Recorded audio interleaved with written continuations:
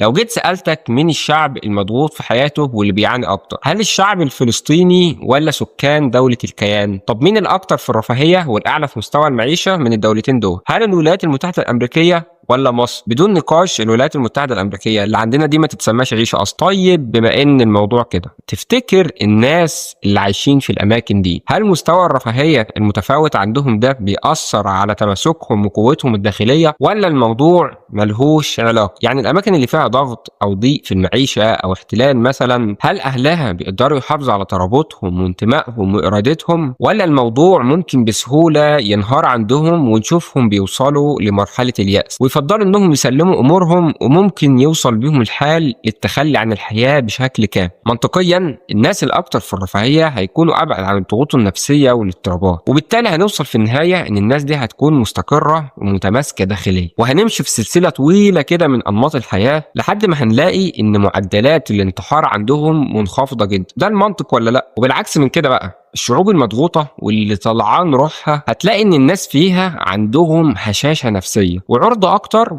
إن أفراد كتير منهم تنهي حياتها، ومعدلات الانتحار عندهم هتبقى عالية. بس الموضوع مش كده خالص. الموضوع لو بصيت له كويس وفهمته هتلاقي إنه بيختلف في أحيان كتير عن الشكل الطبيعي اللي قلناه ده.